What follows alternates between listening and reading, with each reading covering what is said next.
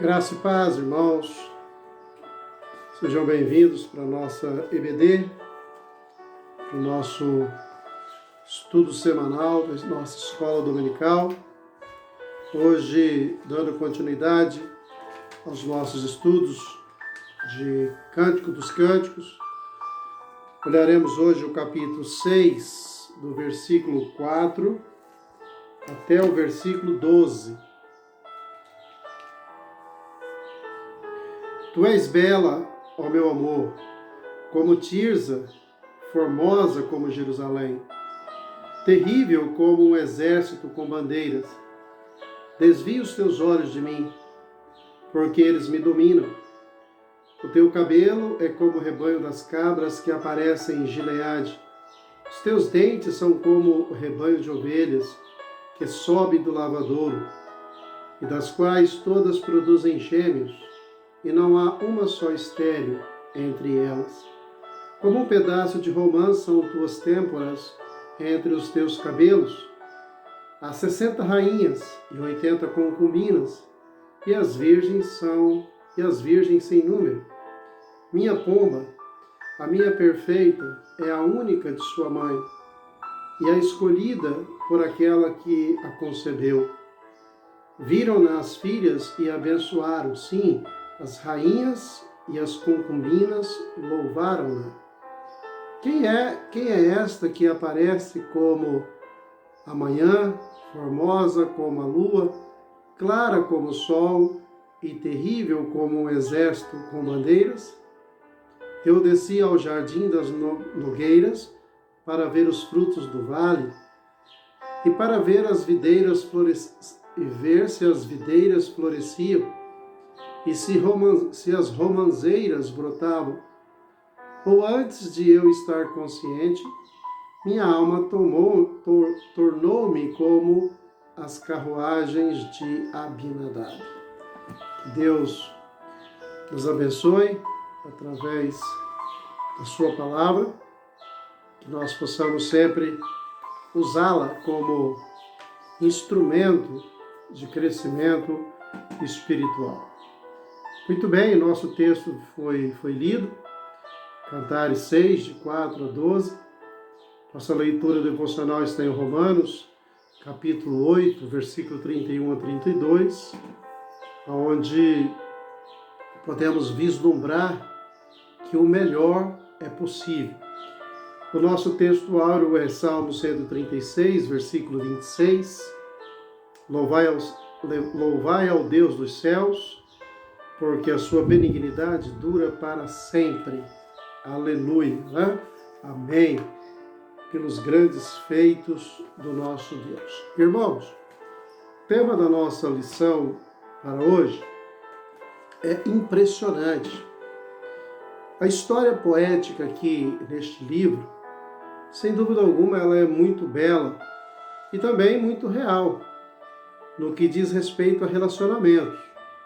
Não é porque estamos estudando um livro poético que nós vamos pensar que estamos falando de um conto erótico, de um conto romântico. Eis aqui diante de nós a palavra de Deus, não vamos esquecer disso. Porém, a palavra de Deus, de um modo direcionado, de uma forma poética, para tratar de um assunto tão importante que é o casamento, que são os relacionamentos. E nós podemos nos identificar com os personagens e também com os acontecimentos registrados aqui em Cantares. E por ser, como eu disse, a palavra de Deus inspirada, sabemos que Deus, Ele quer falar conosco a respeito do relacionamento a dois, o casamento, o namoro. Como já falamos em outros momentos, eis aqui uma boa oportunidade de nós aprendermos com Deus, na sua palavra, a respeito de um assunto tão importante que é relacionamentos.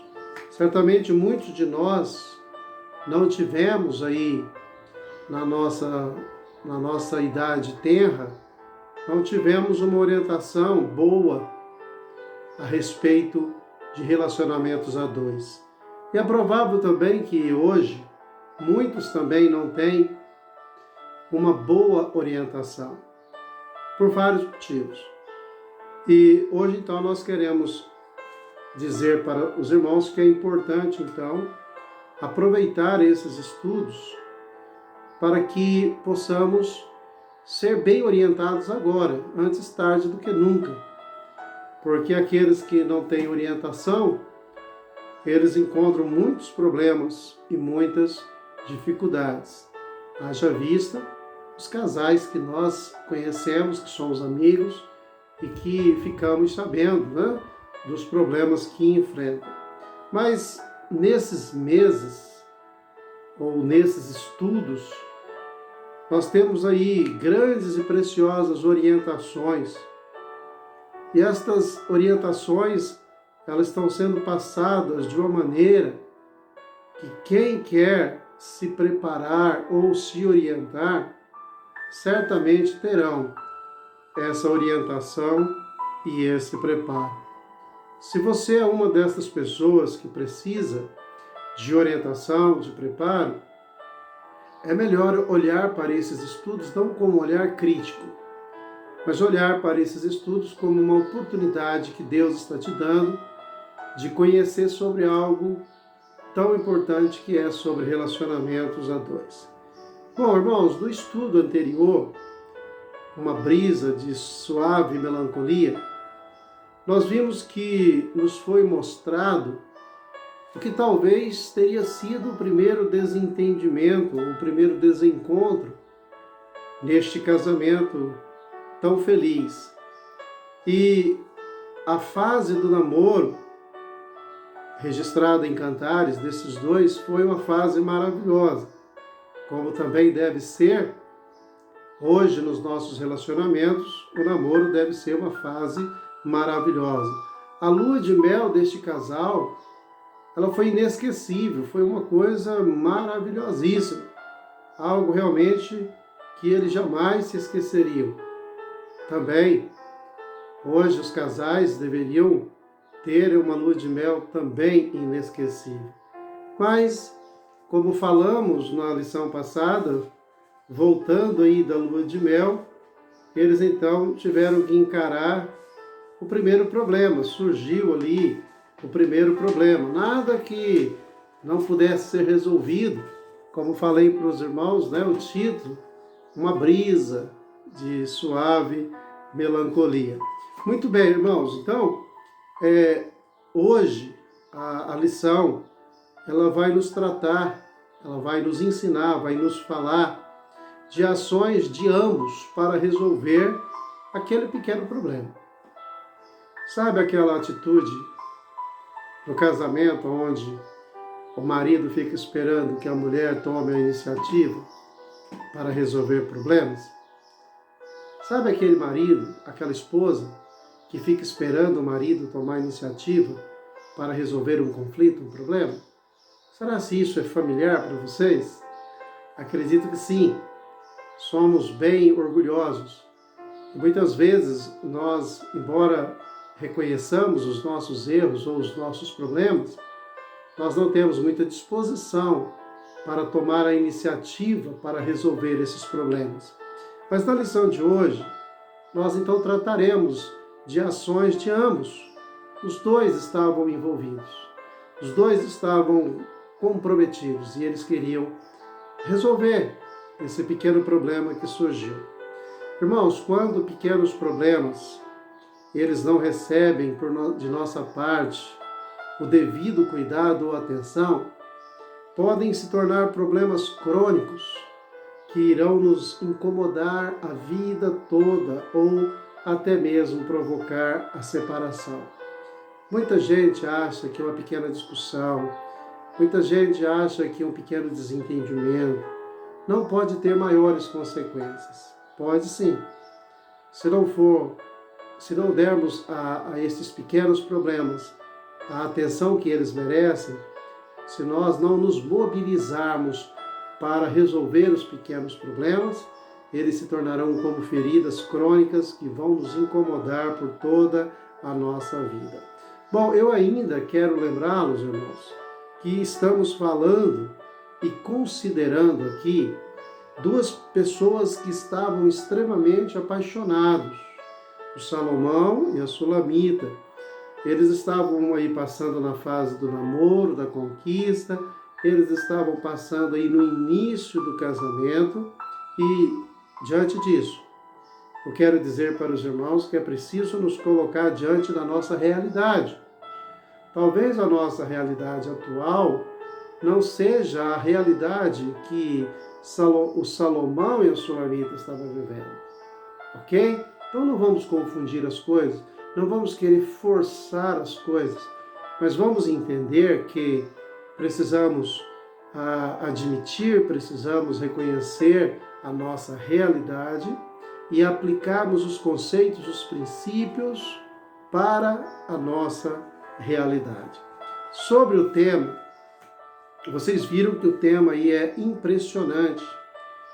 Eu acredito que se trata do tema que se dá esse conjunto de elogios que o marido faz para sua esposa no momento em que estão ali buscando esta reconciliação.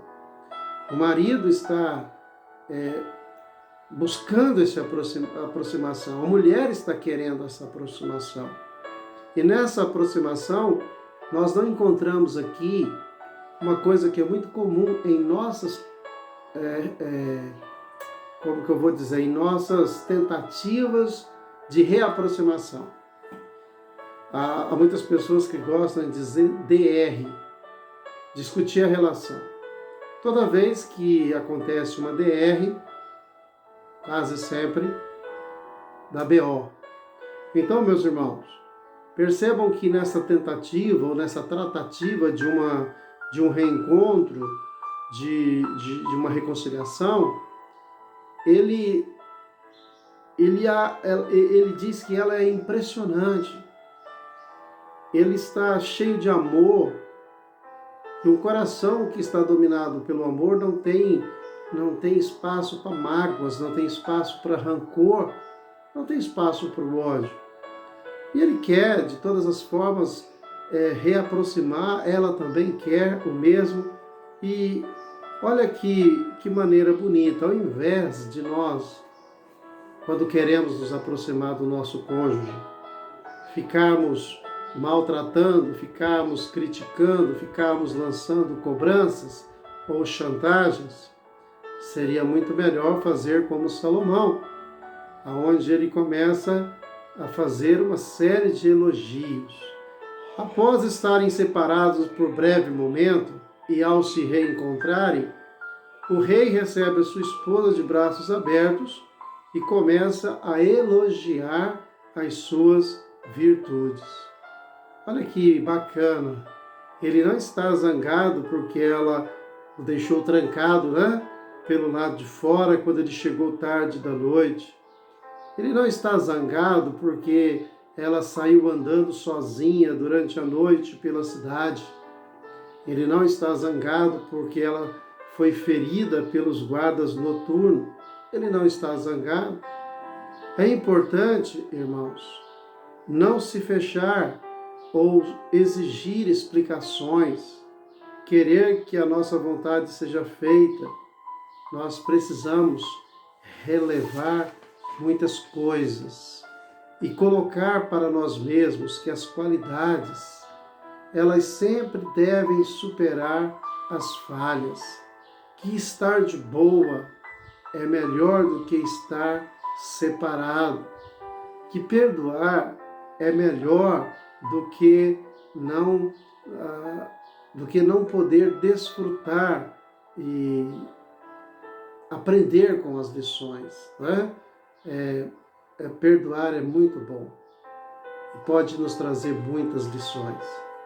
Então é uma besteira partirmos para cobranças, partirmos para explicações. Pulem esta parte. Fazem como Salomão. Ele pula toda essa parte, ele sabe que o que ele quer é ela de volta, ele sabe que o que ele quer é estar com ela, então ele não perde tempo e ele começa a elogiar e a mostrar o quanto ela é impressionante, o quanto ela é importante para ele. A gente encontra aqui uma sequência. Ele fala assim: tu és bela, ó meu amor, como Tirza. Tirza aqui é uma cidade. Tirza, ela se tornou a capital do Reino do Norte, Israel, depois que houve a divisão da nação. E Tirza, para o Reino do Norte, era uma cidade bela. Amavam aquela cidade. Então ele diz para ela: tu és bela, ó meu amor, como Tirza. Mas ele também diz assim: formosa como Jerusalém.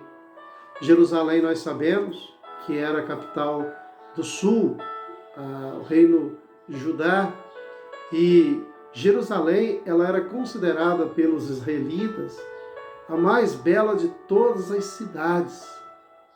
Para eles, aquela cidade era formidável, aquela cidade era impressionante, majestosa, e ele diz para ela que ela é formosa como Jerusalém. Mas ele diz também que ela é terrível como um exército com bandeiras. Para ele, ela é como um exército em marcha que sai para conquistar. Isso não é demérito, isso é elogio. Ele a considera forte, ele a considera persuasiva, ele a considera conquistadora. Então, 3 comparações que ele faz para ela que demonstram que de fato ela é impressionante para ele. Antes disso, ele queria que ela não tirasse os seus olhos dele. Agora, ele quer que ela desvie os olhos dele, porque o seu olhar era dominador e o fazia querer namorar com ela, fazia desejá-la.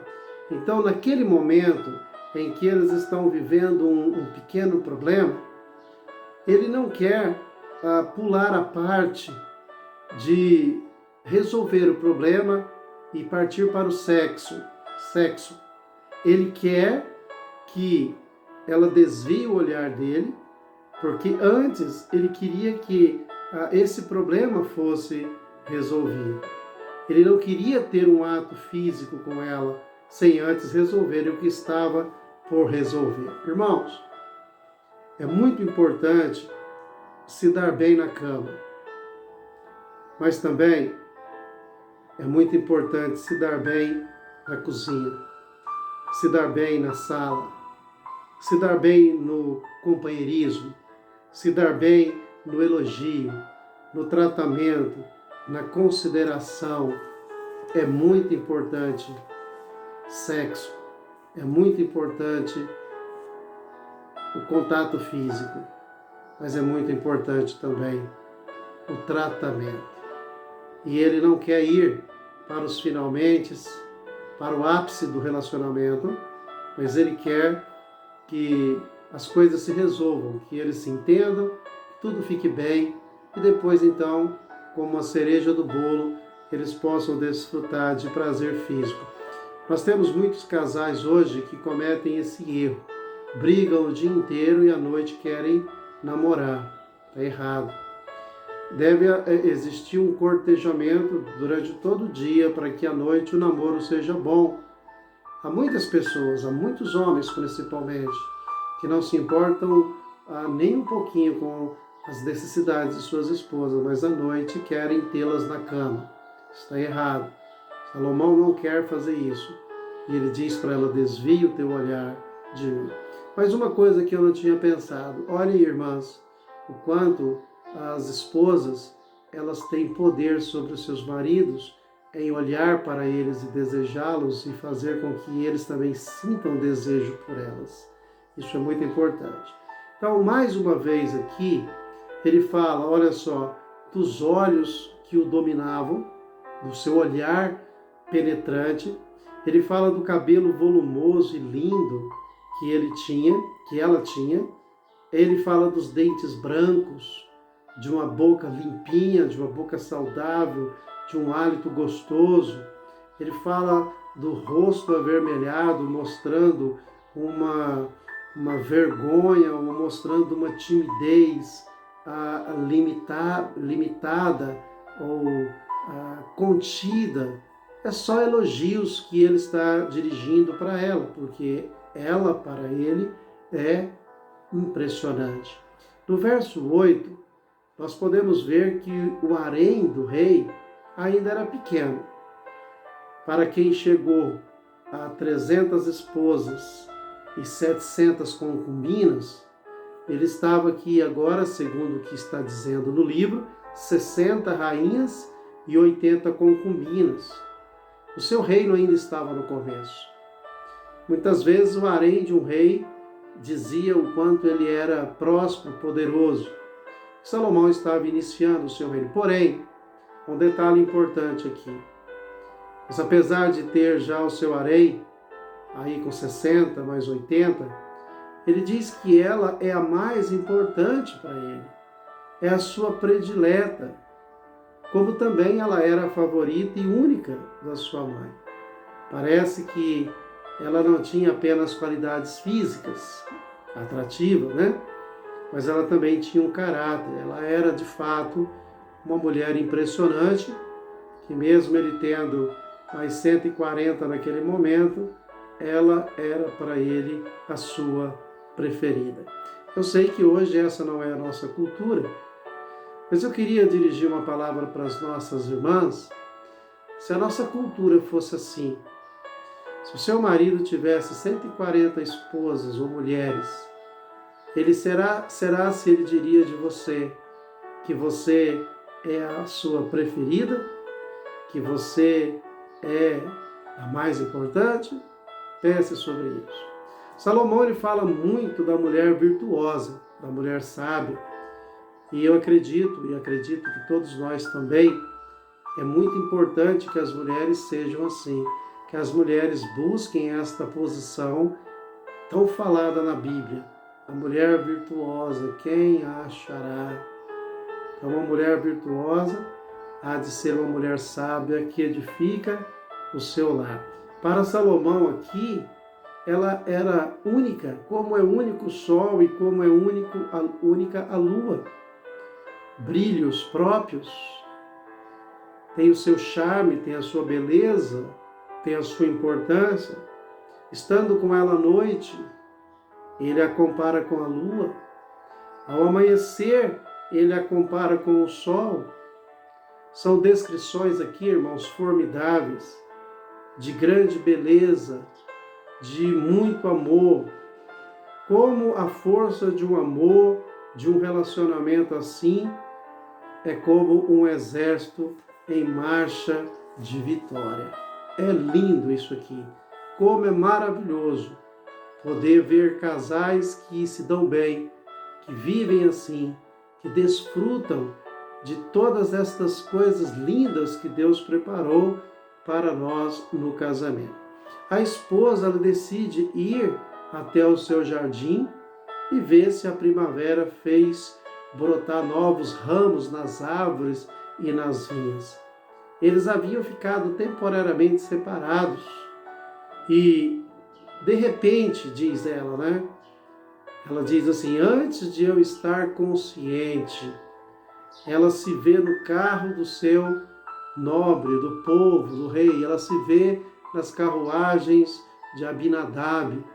É uma poesia, uma referência de que houve uma reconciliação e que eles estão em marcha triunfal, que eles estão em ápice daquele momento. O exército do marido se aproxima e o jardim parece um campo de batalha. Os problemas são resolvidos e eles vão poder desfrutar dos brotos, eles vão poder desfrutar das flores. É interessante, irmãos, que os jardins eles são feitos para exalar e demonstrar beleza e o crescimento. O jardim não é um lugar próprio para batalhas, né? E talvez isto seja uma indicação de que o casamento não deva ser nem um campo de batalha, nem também um parque de diversão. Não é um lugar para brigas, para travar guerras, como também não é um lugar de irresponsabilidade, a levar tudo na brincadeira. O casamento deve ser um jardim que deve ser cultivado com cuidado e desfrutado ao máximo dos frutos que podem produzir.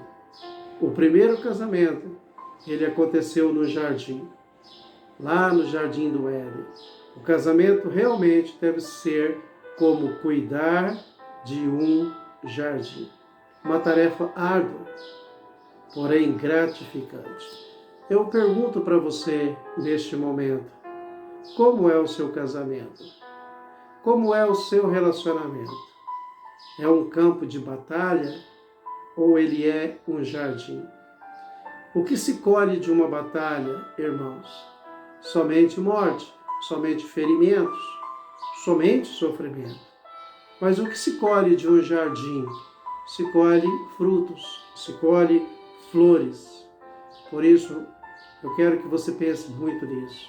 Casais, pensem muito nisso. Plante coisas boas, para que vocês possam colher coisas boas. Faça do seu casamento um jardim florido, não um campo de batalha. Esqueçam as cobranças, esqueçam os desentendimentos, partam para aquela parte do elogio, partam para aquela parte da consideração, partem para aquela parte do namoro, do amor. Desfrutem do casamento, desfrutem do relacionamento, tratem-se bem, cuidem-se uns dos outros, que o desejo da esposa seja com o marido, que o marido ame sua esposa assim como Cristo amou a sua igreja. Não queiram também pular etapas, não queiram tapar o sol com a peneira. Resolvam quando os problemas surgirem, mas entendam que a reconciliação, a paz é muito mais importante do que viverem brigados, do que viver cobrando uns dos outros. Lembre-se, a guerra, ela traz morte, a guerra, ela traz sofrimento, fome, mas quando a paz reina, nós colhemos os frutos mais doces. Os frutos do amor são frutos muito doces e que geram muita felicidade. Tema da nossa lição de hoje, impressionante. Que a sua esposa seja impressionante para você. Que você seja impressionante para a sua esposa.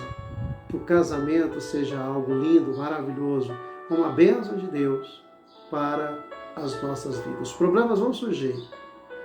E quando eles surgirem, estejam juntos e prontos e preparados para tratar os problemas, para que o amor continue reinando, a paz continue reinando, os momentos gostosos e felizes continuem reinando. Que Deus abençoe a sua vida, que Deus abençoe o seu casamento, que Deus abençoe o seu relacionamento, que você possa ser extremamente feliz no Senhor. Fiquem com Deus, fiquem em paz.